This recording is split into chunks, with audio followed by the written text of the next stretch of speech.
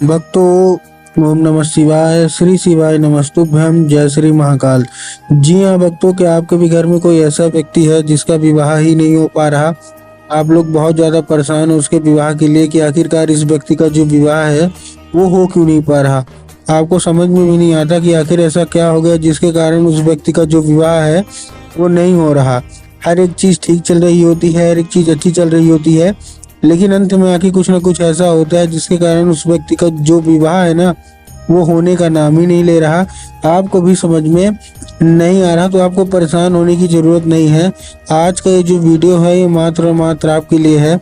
अगर आपने आज का ये उपाय ध्यान से सुन के और अच्छे तरीके से कर लिया तो अवश्य रूप से आपके घर का जो कोई भी व्यक्ति है जिसका भी नहीं हो रहा विवाह, अवश्य रूप से उसका जो विवाह है वो होगा ही होगा। क्या करना है, कैसे करना है, पूरा आपको समझाने वाला हूँ, अच्छे तरीके से आपको बताने वाला हूँ। तो बस उपाय ध्यान से सुन के अच्छे से करिएगा जरूर।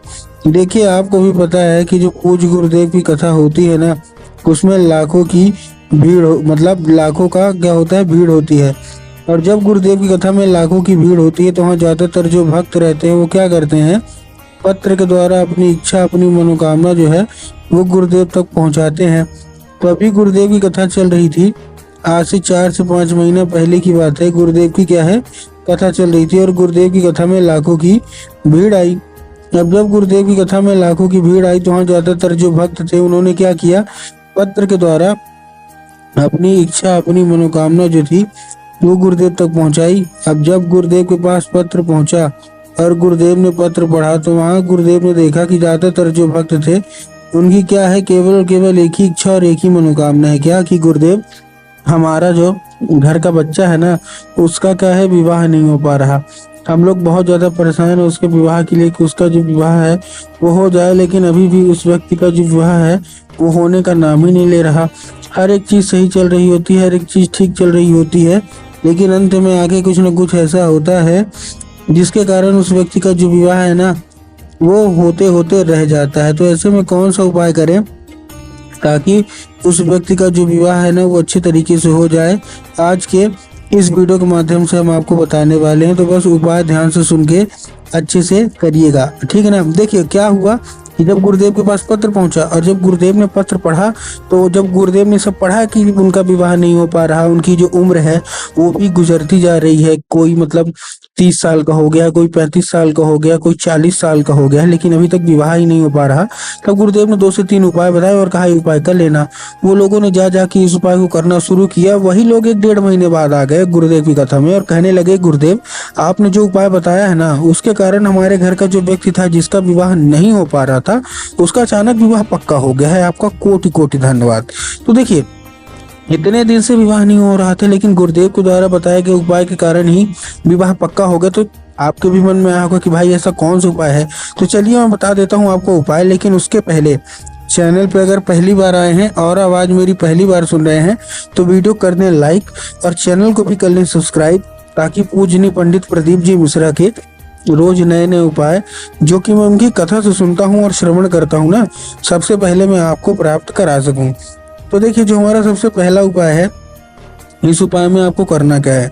जो हमारा सबसे पहला उपाय है, इस उपाय में आपको सबसे पहले जो लेना है वो क्या लेना है, सबसे पहले आपको जो लेना है वो आपको लेना है 3 काली मिर्च और 1 धतूरा। क्या क्या लेना है, 3 काली मिर्च लेना है और 1 धतूरा लेना है। अब देखिए, काली मिर्च और काली तिल में ना बहुत सारे लोगों के मन में कंफ्यूजन आता है कि काली मिर्च लें कि काली तिल लें। तब गुरुदेव ने बताया है कि आपको काली मिर्च ही चाहिए और काली मिर्च के साथ साथ आपको और क्या लेना है। जैसे आपने काली मिर्च लिया, काली मिर्च के साथ साथ आपको क्या चाहिए, 1 धतूरा चाहिए। तो 3 काली मिर्च ले लिया, 1 धतूरा ले लिया। अब क्या करना है, जैसे ले लिया, लेने के बाद आपको करना क्या है, लेने के बाद आपको चुपचाप आपको क्या करना है, जैसे आपने लिया, लेने के बाद आपको उसी व्यक्ति को भेज देना है, कहाँ, सीधा सीधा शिव मंदिर। अब जैसे उसी मंदिर पहुंचेगा, शिव मंदिर पहुंचने के बाद उसको क्या बोलना है कि दक्षिण दिशा में खड़ा हो जाए और उत्तर की ओर अपना चेहरा कर ले। अब देखिए, दक्षिण और उत्तर में ना बहुत सारे लोगों के मन में कंफ्यूजन आता है कि दक्षिण क्या है, उत्तर क्या है, हमको थोड़ा साफ साफ बताओ। तब गुरुदेव ने साफ साफ बताया है कि आप जिस भी शिव मंदिर जा रहे हैं उस शिव मंदिर का जिधर साइड जलाधारी आए आपको अपना चेहरा, मतलब शिव मंदिर के जिधर साइड जलाधारी गिरेगी ना, आपको अपना चेहरा उधर साइड करके खड़े हो जाना है। खड़े हो गए, अब खड़े होने के बाद क्या करना है आपको, एक नाम लेके, कौन सा, महादेव का बहुत ही सुंदर सा नाम है, श्रम्भेश्वर महादेव। तो आपको करना क्या है, आपको श्रम्भेश्वर महादेव का नाम लेके और उन्हीं का स्मरण करके आपको चुपचाप से क्या कर देना है, आपको अर्पित कर देना है बस। पूज्य गुरुदेव कहते हैं कि अगर आपने श्रम्भेश्वर महादेव का ये उपाय कर लिया तो अवश्य रूप से सारी की सारी इच्छा, सारी की सारी मनोकामना जो है ना वो पूरी होगी ही होगी। ये था कौन सा, ये था हमारा पहला उपाय। अब हम चलते हैं अपने दूसरे उपाय की ओर। अब देखिए जो हमारा दूसरा उपाय है, इस उपाय में आपको करना क्या है, इस उपाय में आपको लेना क्या है, केवल और केवल आपको इस उपाय में चाहिए 11 लाल फूल। क्या चाहिए, 11 लाल फूल। अब जब आपने 11 लाल फूल ले लिया, अब 11 लाल फूल में आपको ध्यान रखना कि जो फूल है वो कहीं से भी कटा फटा या खंडित नहीं होना चाहिए, कहीं से भी खराब नहीं होना चाहिए। बहुत सारे लोग फूल लेने में ही गलती करते हैं कि फूल ले तो लेते हैं लेकिन कहीं से भी खराब फूल ले लेंगे, कहीं से भी खंडित फूल ले लेंगे, तो आपको उससे बचना है। ठीक, तो फूल आपने ले लिया। फूल लेने के बाद आपको करना क्या है, एक चीज का और ध्यान रखना कि जो फूल है वो क्या होना चाहिए, वो एक किस्म का ही होना चाहिए। ठीक ना, मतलब अगर आप गुलाब का ले रहे हैं तो केवल केवल गुलाब के लीजिए, अगर आप गुड़हल का ले रहे हैं तो केवल केवल गुड़हल के लीजिए। ये नहीं कि 2 फूल किसी और के ले लिए, 3 फूल किसी और के ले लिए, 4 फूल किसी और के ले लिए, ऐसा आपको नहीं करना। ठीक, तो आपने फूल ले लिया। फूल लेने के बाद आपको करना क्या है, जैसे आपने फूल लिया, फूल लेने के बाद आपको पहुंच जाना है सीधा सीधा शिव मंदिर। अब आपके दिमाग में आएगा कि जाएंगे और बाबा भोलेनाथ के ऊपर अर्पित कर देंगे, जो कि पूर्णतः गलत है। आपको बाबा भोलेनाथ के ऊपर अर्पित नहीं करना, आपको माता शोक सुंदरी के ऊपर अर्पित करना है। अब देखिए माता शोक सुंदरी की जगह जिसको पता है उनका तो ठीक, लेकिन बहुत सारे ऐसे लोग हैं जिनको ये नहीं पता कि माता सुख सुंदरी की जगह होती कहाँ है।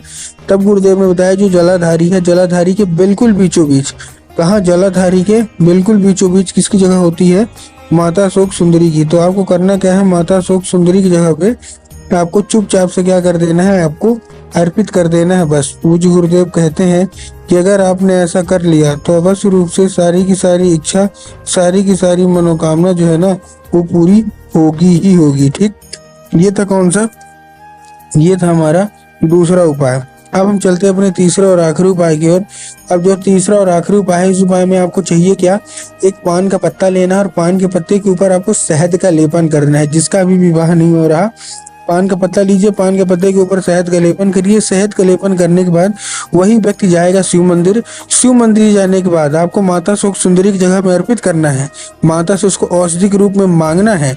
अब माता से उसको औषधि के रूप में मांगने के बाद जो शहद है उसमें आपको थोड़ा सा उंगली टच करना है और वही उंगली बिना टच किए कहीं भी सीधे ले आइए घर जहाँ आप लोग सोते हैं, और जिधर साइड सर करके सोते हैं उधर साइड की जो दीवार होगी उसी दीवार में आपको लगा देना है। पूज्य गुरुदेव कहते हैं कि उस शहद के जरिए स्वयं माता शोक सुंदरी आपके घर में जो है तो प्रवेश कर जाएंगी।